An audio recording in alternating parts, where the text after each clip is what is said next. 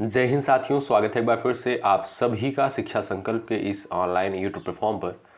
आप सभी साथियों को पता है डेली रात को 8:30 बजे सामान्य हिंदी की स्पेशल क्लास होती है जो कि बीएड एंट्रेंस एग्जाम 2026 के लिए महत्वपूर्ण है।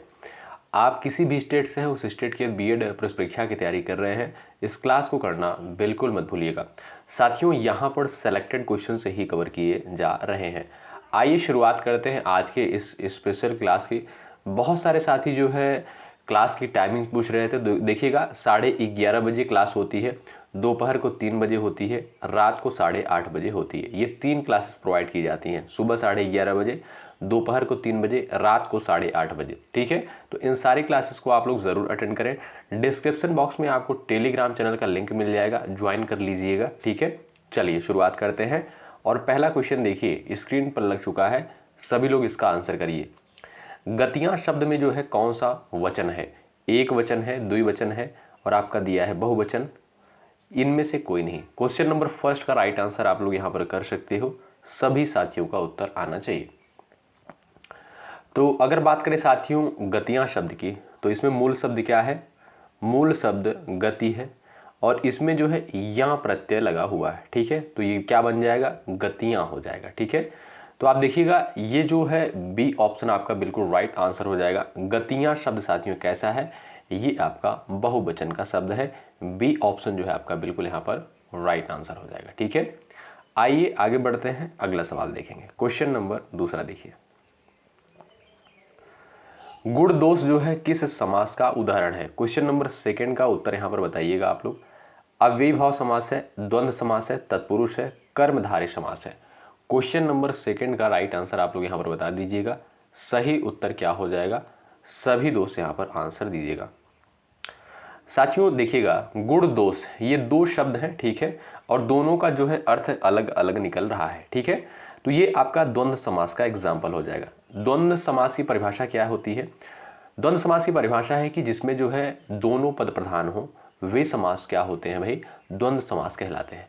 यहाँ पर गुण अलग है, दोष अलग है, दोनों शब्द का जो है अलग अलग अर्थ है, यानी दोनों पद की प्रधानता है। तो क्या हो जाएगा भाई? द्वंद्व समास हो जाएगा। जैसे अगर मैं आपसे कहूं सुख दुख, सुख दुख में कौन सा समास होगा? इसमें भी साथियों आप देखेंगे द्वंद्व समास है, क्योंकि दोनों पद प्रधान है। सुख का जो है अलग अर्थ निकल रहा है, दुख का जो है अलग अर्थ निकल रहा है। तो जो लोग यहाँ पर बी ऑप्शन पर गए हैं वो बिल्कुल यहाँ पर करेक्ट हो जाएंगे। क्वेश्चन नंबर तीसरा देखिएगा, जिसका वर्णन जो है न किया जा सके, इस वाक्य के लिए एक शब्द क्या हो जाएगा बताएं? अवर्णनीय, अकथनीय, अपठनीय, अकल्पनीय। क्वेश्चन नंबर थर्ड का यहाँ पर उत्तर दीजिएगा। जिसका वर्णन न किया जा सके उसे जो है क्या कहा जाएगा एक शब्द में? सभी लोग यहाँ पर आंसर दीजिएगा। राइट आंसर क्या हो जाएगा बताएं? तो जो लोग जा रहे हैं अवर्णनीय पर वो बिल्कुल राइट है। ऑप्शन नंबर ए जो है बिल्कुल आपका करेक्ट आंसर हो जाएगा। जिसका वर्णन न किया जा सके क्या कहलाएगा? अवर्णनीय कहलाएगा। ए विकल्प साथियों यहाँ पर आपका बिल्कुल सही उत्तर हो जाएगा। ठीक है, सवाल नंबर चौथा देखिएगा, सत्यवान की पत्नी सावित्री एक पत्नीव्रता नारी थी। वाक्य में जो है किस भाग में अशुद्धि है बताइए? यहाँ पर आपका सही आंसर क्या हो जाएगा? क्वेश्चन नंबर 4 का आंसर दीजिएगा। चलिएगा, सत्यवान की पत्नी सावित्री जो है एक पत्नीव्रता नारी थी। वाक्य में जो है किस भाग में अशुद्धि है? यहाँ पर आप लोग आंसर देने का प्रयास करिएगा। क्वेश्चन नंबर 4 का ध्यान से क्वेश्चन को देखें और उत्तर देने का प्रयास करें। तो आप देखिएगा साथियों, सत्यवान की पत्नी सावित्री एक जो है पत्नीव्रता नारी थी। यहाँ पर पत्नीव्रता नहीं होगा साथियों, क्या होना चाहिए? पतिव्रता होना चाहिए। क्या? पतिव्रता होना चाहिए। ठीक है, तो आप देखिएगा इसमें गलती कहाँ पर है? इसमें गलती आप देखेंगे पत्नीव्रता में जो है त्रुटि है। ऑप्शन नंबर जो थर्ड दिया है बिल्कुल आपका करेक्ट आंसर हो जाएगा। ठीक है, क्वेश्चन नंबर 5वां है, निम्नलिखित में से भाववाचक संज्ञा का उदाहरण जो इसमें से आपका कौन सा है? जवानी, बच्चा, चोर, स्वस्थ। क्वेश्चन नंबर 5 का राइट आंसर आप लोग यहाँ पर कर सकते हो। सही आंसर क्या हो जाएगा? सभी दोस्त यहाँ पर आंसर दीजिएगा, बताइए राइट आंसर क्या हो जाएगा? सभी दोस्त यहाँ पर बताएं। तो जो भी लोग जा रहे हैं ऑप्शन नंबर ए जवानी पर, वो बिल्कुल राइट हो जाएंगे। साथियों, बुढ़ापा हो गया, जवानी हो गया, बचपन हो गया और आपका सुंदरता हो गया, ये सभी क्या है, ये सभी आपकी जो है भाववाचक संज्ञाएं हैं। चलिए आगे बढ़ते हैं। क्वेश्चन नंबर 6 देखिएगा। प्रतिरूप में जो है कौन सा उपसर्ग होगा बताइए। ये तो बिल्कुल बेसिक सा सवाल है, आंसर दे दीजिएगा आप लोग। क्वेश्चन नंबर 6 का राइट आंसर बताएं। चलिएगा, सभी साथियों का उत्तर आना चाहिए। तो प्रतिरूप में आप देखेंगे साथियों, यहां पर जो लोग जा रहे हैं ऑप्शन नंबर ए पर, वो बिल्कुल यहां पर राइट हो जाएंगे। प्रतिरूप में आप देखिएगा इसमें प्रति उपसर्ग लगा हुआ है। जो भी साथी ए विकल्प पर गए हैं वो बिल्कुल यहां पर राइट हो जाएंगे। रोजाना शब्द में जो है कौन सा प्रत्यय लगा हुआ है बताइए। फटाफट आंसर दीजिएगा आप लोग। रोजाना शब्द में कौन सा प्रत्यय लगा हुआ है। यहां पर दिया है ना है, जाना है, आना है, अना है। 4 ऑप्शंस आपके सामने यहां पर दिए गए हैं। सभी दोस्त यहां पर उत्तर दीजिएगा। राइट आंसर आपका क्या हो जाएगा बताएं। तो जो लोग यहां पर जा रहे हैं ऑप्शन नंबर 3 पर, आना पर, वो बिल्कुल राइट हो जाएंगे। इसमें आना प्रत्यय लगा हुआ है। ऑप्शन नंबर 3 बिल्कुल करेक्ट आंसर है। दीवार के ऊपर कौन बैठा है, इस वाक्य में जो है सर्वनाम का कौन सा प्रकार है। क्वेश्चन नंबर 8 का आप लोग राइट आंसर बता दीजिएगा। सही उत्तर क्या है, सभी दोस्त यहां पर उत्तर दीजिए। दीवार के ऊपर जो है कौन बैठा है, इस वाक्य में सर्वनाम का जो है कौन सा प्रकार हो जाएगा, सभी लोग यहां पर आंसर दीजिएगा। अनिश्चयवाचक सर्वनाम की बात करें साथियों, तो आप जानते हैं कोई हो गया, कुछ हो गया, ये क्या है, ये आपके अनिश्चयवाचक के अंतर्गत आते हैं। निजवाचक में आप जानते हैं जब खुद के लिए बात की जाती है, स्वयं के लिए बात की जाती है, तो यहां पर आपका निजवाचक सर्वनाम होता है। प्रश्नवाचक क्या है भाई, क्या, कौन, कहां, ये सभी क्या है, ये आपके प्रश्नवाचक के अंतर्गत आते हैं। निश्चयवाचक सर्वनाम क्या होता है साथियों, आप जानते होंगे यह, वह, ये सभी क्या है, निश्चयवाचक सर्वनाम के अंतर्गत आएंगे। तो हमने बताया कौन यहां पर देखिए आया है, कौन, क्या, ये सभी क्या है, प्रश्नवाचक के अंतर्गत आएगा। ऑप्शन नंबर जो बी दिया है बिल्कुल आपका राइट आंसर हो जाएगा। अगला सवाल, वेद प्लस अंत का सही संधि क्या है। चलिए, सही उत्तर क्या है यहां पर आप लोग उत्तर दीजिएगा। सभी दोस्तों का आंसर आना चाहिए और इसमें संधि कौन सी है ये भी आप बता सकते हो। वेद प्लस अंत का सही संधि क्या हो जाएगा। जो लोग जा रहे हैं वेदांत पर, ऑप्शन नंबर ए पर, वो बिल्कुल राइट है। और यहां पर जो लोग बता रहे हैं दीर्घ स्वर संधि का एग्जाम्पल है, दीर्घ स्वर संधि का, वो भाई बिल्कुल सटीक जा रहे हैं। ठीक है, आइए अगला सवाल देखिए। क्वेश्चन नंबर 10 का उत्तर करिएगा। राइट आंसर क्या है बताएं। न्यून शब्द का कौन सा संधि रूप शुद्ध है बताइए। क्वेश्चन नंबर 10 का यहां पर उत्तर दे दीजिएगा। सभी लोग यहां पर आंसर दे दीजिएगा। राइट आंसर आपका क्या हो जाएगा, सभी दोस्त बताएं। जो लोग यहां पर जा रहे हैं ऑप्शन नंबर डी पर, वो बिल्कुल यहां पर राइट हो जाएंगे। ऑप्शन नंबर डी करेक्ट हो जाएगा। और न्यून शब्द में साथियों कौन सी इसमें संधि हो जाएगी, यण संधि का एग्जाम्पल है। क्या दोस्तों, यण संधि का एग्जाम्पल है। डी ऑप्शन आपका बिल्कुल करेक्ट आंसर है। निम्नलिखित में से जो है किस विकल्प में बिजली शब्द के सभी सही पर्यायवाची शब्द है बताइए।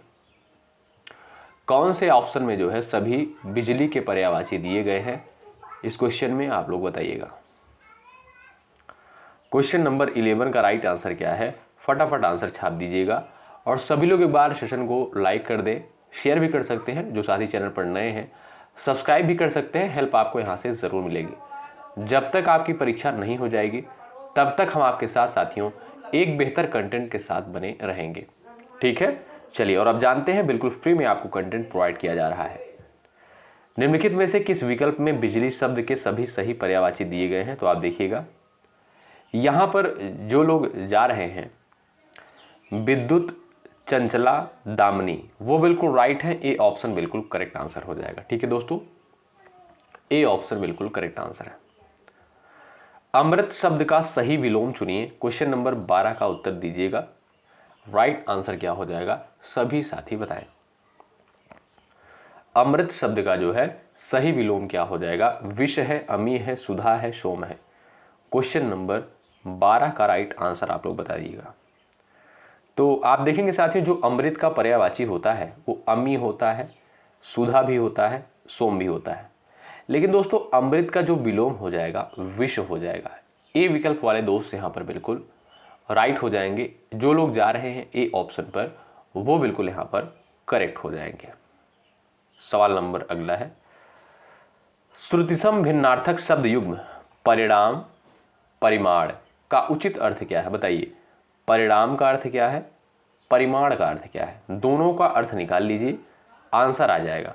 बताइए, क्वेश्चन नंबर 13 का राइट आंसर आप लोग बताएं, सही आंसर क्या हो जाएगा? बताइए। तो साथियों परिमाण का मतलब क्या होता है? माप, माप होता है। ठीक है, तो यहां पर देखिए माप किस ऑप्शन में दिया गया है? ए ऑप्शन में दिया है। तो जो लोग जा रहे हैं ए विकल्प पर वो बिल्कुल राइट हो जाएंगे।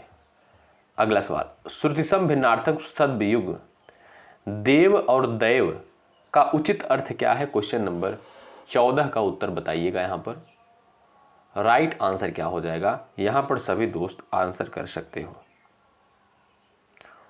चलिए सही आंसर क्या हो जाएगा? सभी दोस्त यहां पर उत्तर दीजिएगा।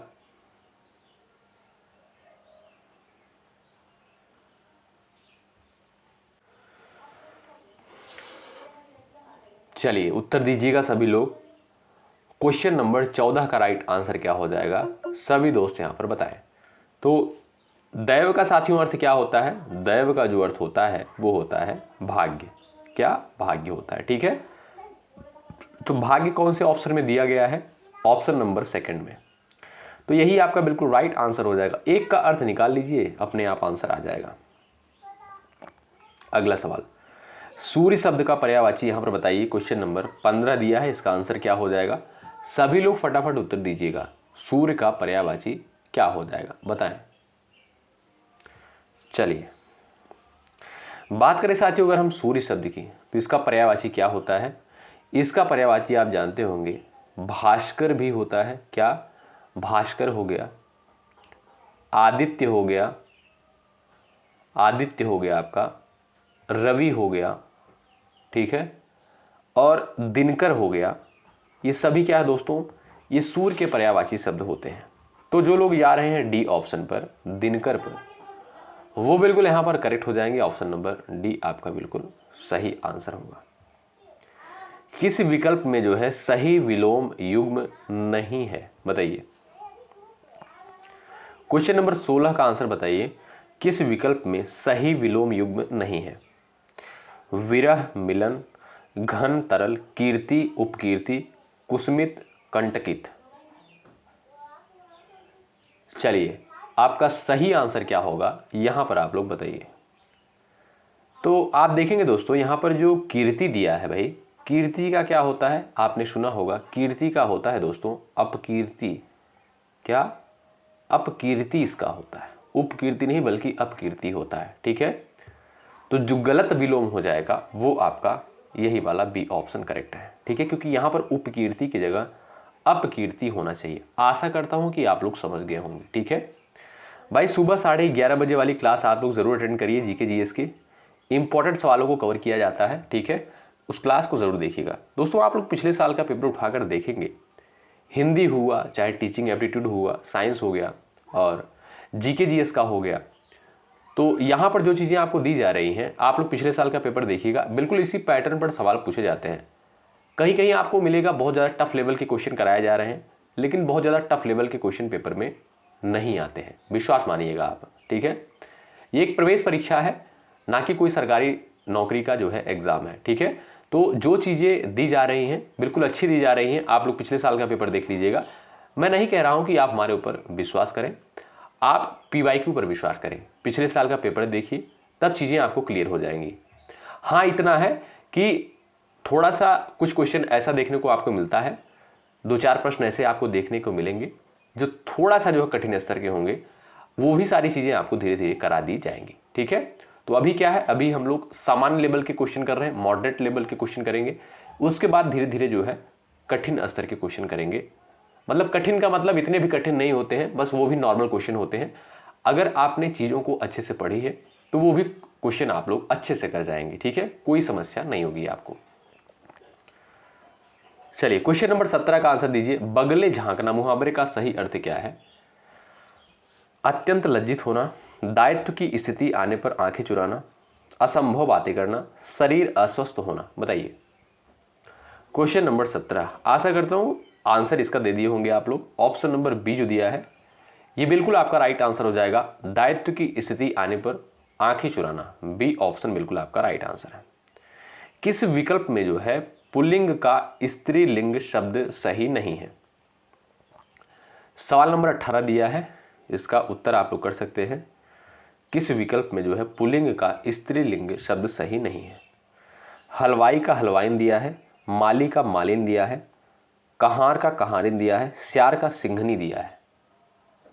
तो आप लोग बताइए राइट आंसर क्या है?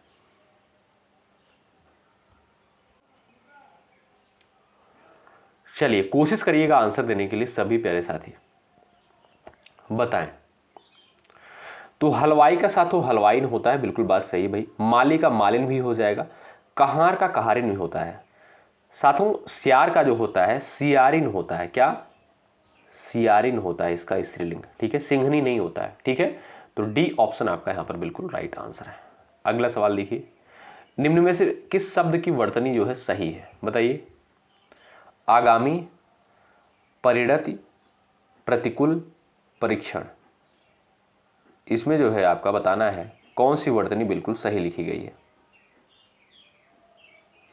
परीक्षण की बात करें तो आप जानते हैं बड़ी ई की मात्रा होगी, परीक्षण आपका ये सही होगा। प्रतिकूल में आप जानते हैं साथियों प्रतिकूल बड़े ऊ की मात्रा होगी, ठीक है। और दोस्तों यहां पर परिणत भी आपका बिल्कुल यहां पर क्या है भाई, ये आपका सही है, ठीक है।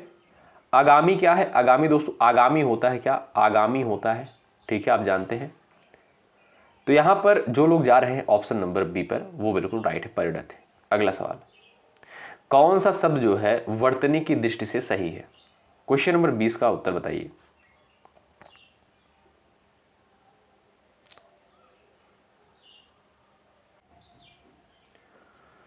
चलिए क्वेश्चन नंबर 20 का सभी का यहां पर आंसर आना चाहिए। ध्यानपूर्वक देखिएगा और उत्तर देने का प्रयास करिएगा आप लोग। भाई सेशन को लाइक कर दीजिएगा आप लोग, ठीक है भाई, बहुत मेहनत के साथ इस कंटेंट को तैयार किया जाता है आपके लिए। एक बार सभी लोग सेशन को लाइक कर दें, इसमें कोई चार्ज कोई पैसा आपका नहीं लगता है, ठीक है, बिल्कुल मुफ्त में है। तो आप लोग एक बार सेशन को लाइक कर दें। चलिए कौन सा शब्द जो है वर्तनी की दृष्टि से जो है यहाँ पर सही है? तो यहाँ पर देखिए अंकुरित जो दिया है बड़े ऊ की मात्रा है, तो बड़े ऊ की मात्रा नहीं होती, छोटी ऊ की मात्रा होती है अंकुरित में, ठीक है। तो ये आपका पहला गलत हो गया, ठीक। दूसरा देखते हैं, आर्थिक बिल्कुल गलत लिखा गया है। आर्थिक में आप देखेंगे छोटे ई की मात्रा होती है, आर्थिक इस तरीके से लिखा जाता है, तो ये भी आपका गलत ही हो गया।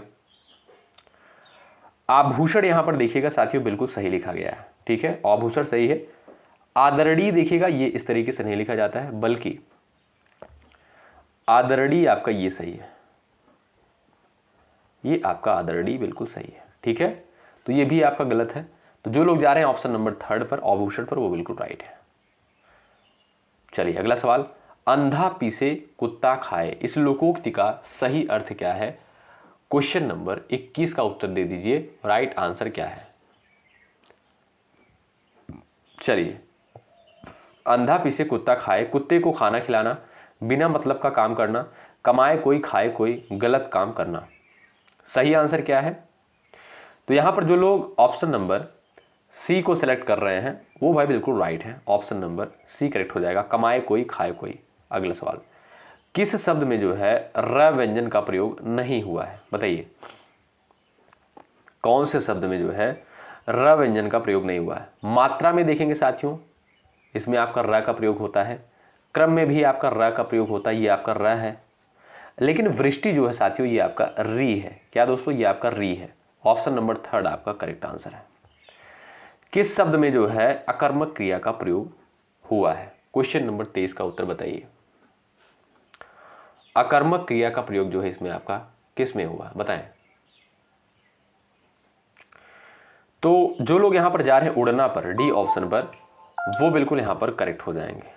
अगला सवाल, मुख खुलने के आधार पर स्वर कितने प्रकार के होते हैं बताइए। राइट आंसर क्या हो जाएगा, मुख खुलने के आधार पर स्वर कितने प्रकार के होते हैं, 3, 4, 5 और आपका दिया है 6। करेक्ट आंसर क्या हो जाएगा यहां पर सभी दोस्त बताएंगे।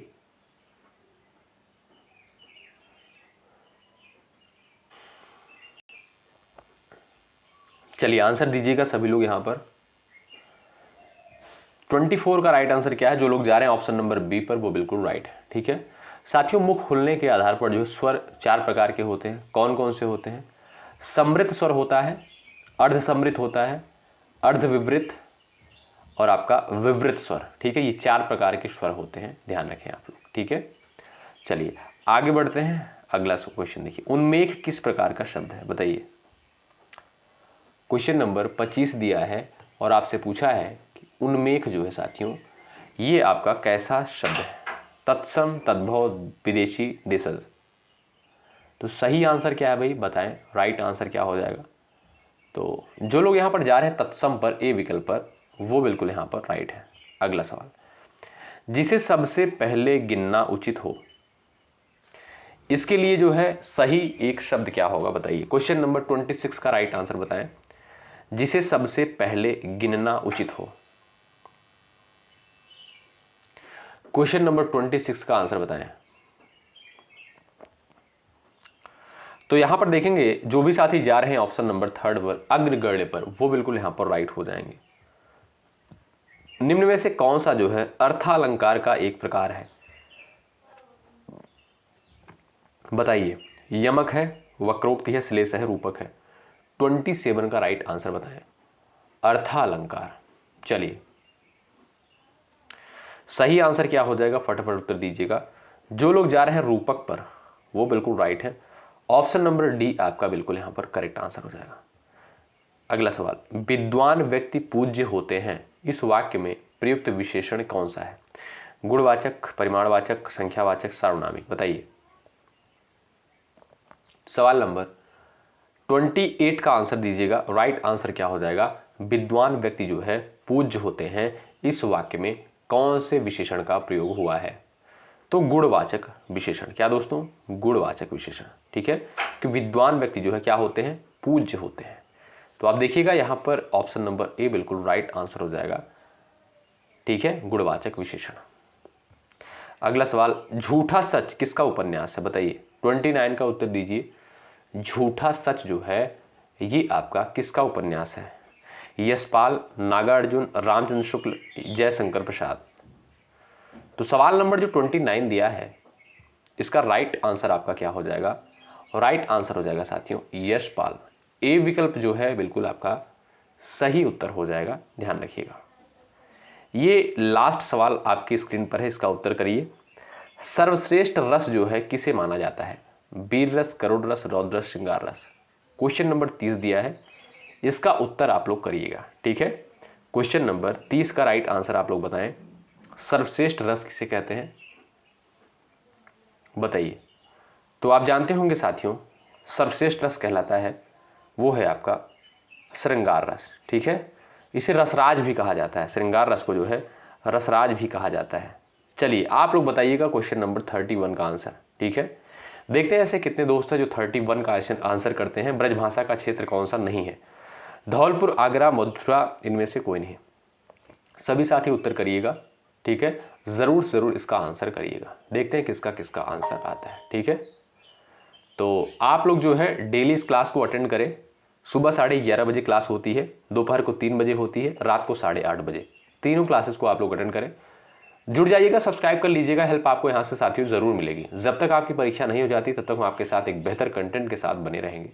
और अभी बहुत सारे कंटेंट आपको देने हैं, धीरे धीरे सारी चीज़ें आपको प्रोवाइड की जाएंगी, वो भी बिल्कुल फ्री में। और टेलीग्राम चैनल का लिंक जो है डिस्क्रिप्शन बॉक्स में मिल जाएगा, ज्वाइन कर लीजिएगा आप लोग। कोई डाउट होता है 9415768259 पर हमें व्हाट्सअप भी आप कर सकते हैं। ठीक, चलिए अगली क्लास में मिलते हैं। मेहनत के साथ आप लोग तैयारी में लगे रहें, पढ़ते रहिए। ठीक है, शुक्रिया, जय हिंद, जय भारत।